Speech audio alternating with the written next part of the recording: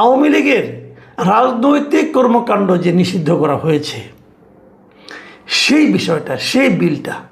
আচ্ছা, এখন এই বিষয়টা আলোচনা করার আগে আমরা বরং একটু পুরনোর দিকে যাই, পেছন দিকে যাই, যে আওয়ামী লীগের এই জিনিসটা কবে করা হলো, কোন দিন আওয়ামী লীগের এই নির্বাচনের আওয়ামী লীগের এই রাজনীতি করার যে অধিকারটা, সেই অধিকারটা স্থগিত করা হলো, সেটা কবে? এটা হলো 2025 সালের মে মাসে।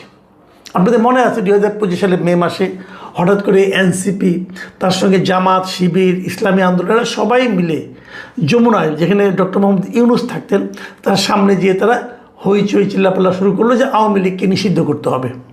শাহবাগেও তারা সমাবেশ করলো, এবং যাতে ওরা এই ঠিকঠাক মতো প্রতিবাদটা করতে পারে, বিক্ষোভটা প্রদর্শন করতে পারে।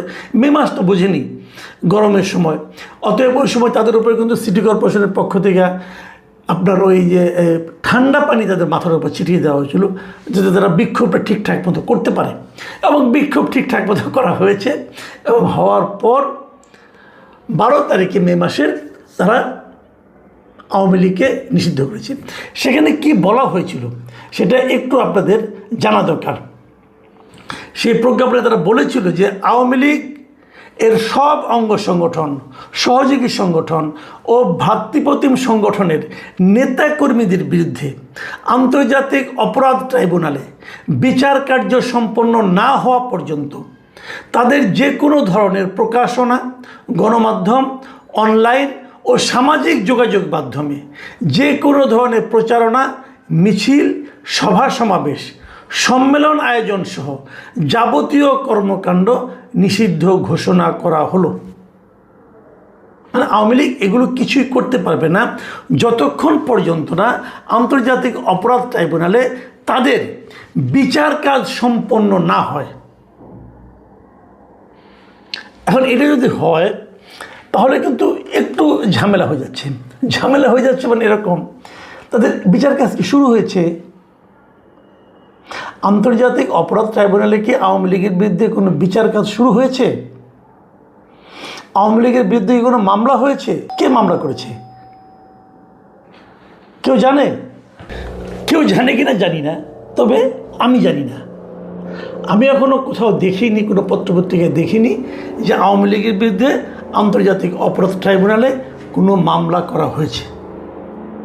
এটা আমি দেখিনি। আচ্ছা, একটা কথা এখানে বরং বলা দরকার, এই যে আওয়ামী লীগকে নিষিদ্ধ করা হলো, মানে তাদের কার্যক্রম নিষিদ্ধ করা হলো, এটা যে অধ্যাদেশের মাধ্যমে করা হলো, সেই অধ্যাদেশটা আসলে হয়েছিল কি, আগে একটা আইন ছিল সরকারের, সেগুলো সন্ত্রাস বিরোধী আইন।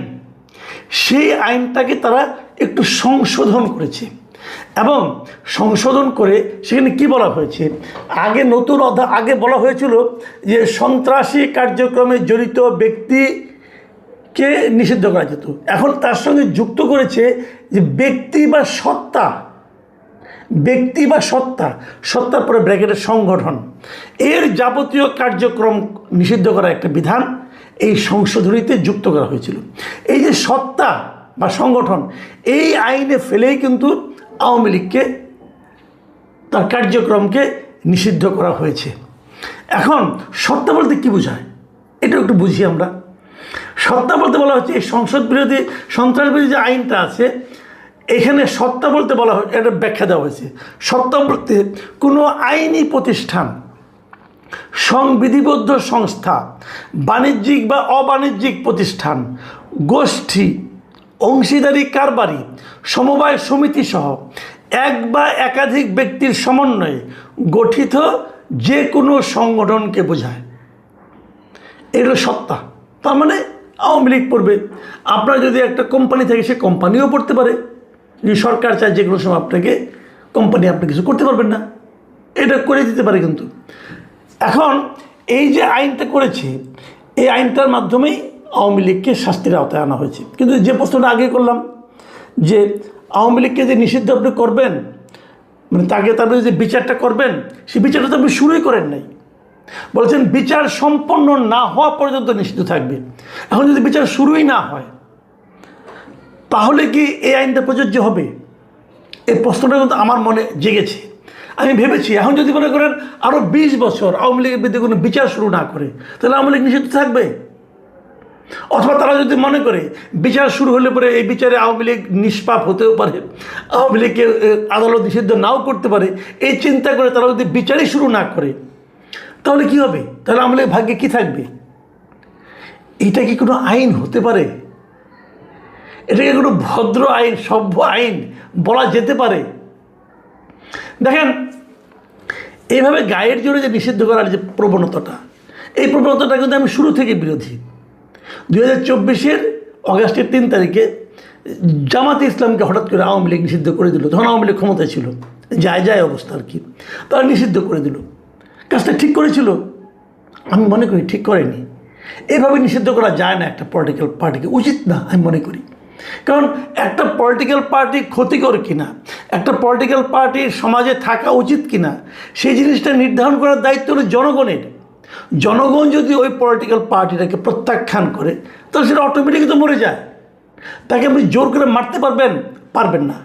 এটা হলো ওই ঘাস কাটার মতো। আপনি দেখবেন দুর্বা ঘাস কাটে, কিন্তু সমান করে কেটে একদম শেষ করে দেয়। 2 দিন পরে সেখান থেকে আবার ঘাস গজায়, আরও সতেজ পাতা গজায় কিন্তু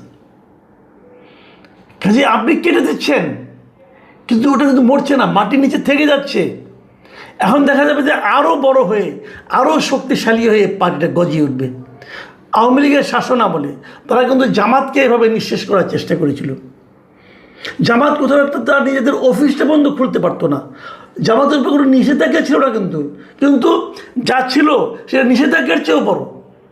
তারা অফিস খুলতে পারতো না, মিটিং করতে পারতো না, এমনি ধরে নিয়ে আসতো। হয়তো 2 জন জামাতের লোক বসে একটা রেস্টুরেন্টে যে খাচ্ছে, ধরে নিয়ে যেত। তো তাদের নেওয়াতে কী লাভ হলো? পারলো জামাতকে থামা, জামাত আরও শক্তিশালী হয়ে গেছে। ঠিক একই বিষয় কিন্তু এখানেও হবে। আমি কথা বলে রাখলাম। দেখেন, আমি আরেকটা কথা বলি। এই বিএনপি কিন্তু সারাক্ষণ বলেছে অন্তর্বর্তীকালীন সরকারের আমলে যে তারা কোনো রাজনৈতিক দলে নিষিদ্ধ হোক এটা চায় না।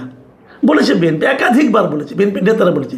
এমনকি টাইম ম্যাগাজিনের কাছে যে তারেক রহমান সাহেব ইন্টারভিউ দিয়েছিলেন, সেখানে উনিও বলেছিলেন যে তার দল কোনো নিষিদ্ধ চায় না, অন্য কোনো রাজনৈতিক দল নিষিদ্ধ হোক এটা তারা চায় না। তো সেই যে কথাটা ওনারা বললেন, তো ওনারা তো সেই জিনিসটা রাখলেন। এবং কেউ রাখলেন না, ওই যে সংশোধনের বিষয়টা আছে না, ওটা জানার জন্য এই কমিটি এই আইনটাকে স্বরাষ্ট্র মন্ত্রণালয়ে পাঠিয়েছিল। স্বরাষ্ট্র মন্ত্রণালয়ের মধ্যে বলছে সবই ঠিক আছে, এখানে একটু শাস্তির ব্যবস্থাটা যুক্ত করতে হবে। কারণ অন্তর্বর্তীকালীন সরকার যখন বলেছিল যে এই পার্টিটাকে নিষিদ্ধ করার জন্য তারা যখন নাকি আপনার ট্রাইব্যুনালে পাঠানো যাবে বলে একটা আইন করেছিল, সেখানে কোনো শাস্তির বিধান ছিল না। মানে কি শাস্তি দেওয়া যেতে পারে, মানে শাস্তির মানে কি, এই যে তাদেরকে কার্যক্রম নিষিদ্ধ করলো বিচার হওয়ার আগ পর্যন্ত, এর মধ্যে যদি কেউ এই আইনটা না মেনে এই কার্যক্রম করে, তাহলে তার বিরুদ্ধে কী শাস্তি হতে পারে, সেই জিনিসটা এর মধ্যে লেখা ছিল না।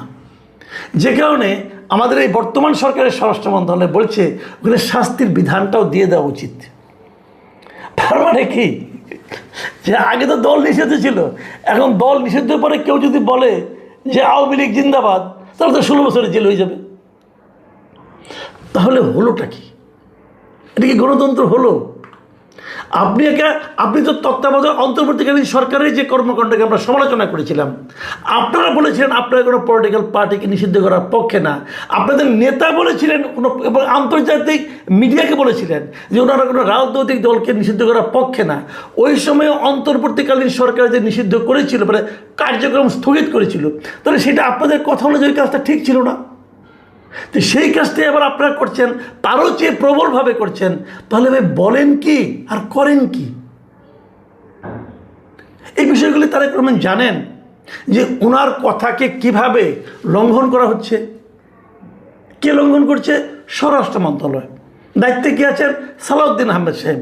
উনি তো সংসদের সবচেয়ে পাওয়ারফুল লোক বলে মনে হচ্ছে আমার কাছে। ওনাকে সবচেয়ে পাওয়ারফুল বলা হচ্ছে। ওনাকে বলছে উনি সব কিছু করছেন। তো উনি যে সব কিছুই করছেন, উনি কি ওনাদের দলের যিনি প্রাইম মিনিস্টার, ওনার দলের যিনি নেতা, তার ইজ্জতটা রক্ষা করতেছেন? এটা একবার একটু খেয়াল করে দেখেন ভাই। আপনার নেতা তো টাইম ম্যাগাজিনকে বলেছে যে ওনার কোনো দল নিষিদ্ধ করার পক্ষে না, তাহলে মুখে বলেন একটা, করেন একটা। যখন আওয়ামী লীগকে নিষিদ্ধ করা হয় আমার মনে একটা সন্দেহ ছিল। আমি ভেবেছিলাম কি হয়তো বিএনপি নিষিদ্ধটা চায় না, বিএনপি মুখে মুখে বলেছে চায় না নিষিদ্ধ, কিন্তু নিষিদ্ধ হয়ে যাওয়ার পরে আমি দেখলাম বিএনপি কোনো প্রতিবাদ করলো না। তো ওই সময় আমি একজনকে জিজ্ঞাসা করেছিলাম, উনি আবার অন্তর্বর্তীকালীন সরকারের একজন মানে এই ধরনের জায়গা থাকা যে সমস্ত লোক থাকেন সেরকম একজন গুরুত্বপূর্ণ ব্যক্তি। তাকে আমি জিজ্ঞাসা করেছিলাম যে বিএনপি তো চায় না, তাহলে আপনারা নিষিদ্ধ করলেন কেন? উনি আমাকে বলেছিলেন বিএনপি চায় না আপনাকে কে বললো? মানে বিএনপির কাছ থেকে সম্মতি পাওয়ার আগ পর্যন্ত সরকার এই অধ্যাদেশ করেই নেই, সম্মতি পেয়েছে তারপরে করেছে। তার মানে বিএনপির মনে একটা আর প্রকাশ আরেকটা। এটা কিন্তু শোভন কাজ না, এটা ভালো কাজ না। এই যে কাজটা আপনারা করতেছেন, আমি এখানে একটা কথা বলে রাখি আপনাদেরকে, যে নির্বাচনে আপনারা যে 2/3 আসন পেয়েছেন, আপনারা কি মনে করেন এখানে আওয়ামী লীগের ভোট নাই? আছে, কিন্তু আওয়ামী লীগের প্রচুর ভোট আপনাদেরকে দিয়েছে। আওয়ামী লীগ ভোট দিয়েছে, হিন্দুরা ভোট দিয়েছে, যারা কখনোই আপনাদেরকে ভোট দিত না তারা আপনাদেরকে ভোট দিয়েছে। কেন দিয়েছে? তাদের দলকে নিষিদ্ধ করে দেবে সেই জন্য দিয়েছে? আমার কিন্তু সন্দেহ আছে। আগামীতে কয়েকদিনের মধ্যে কয়েকটা উপনির্বাচন হবে, আমার ধারণা সেখানে অনেক কিছু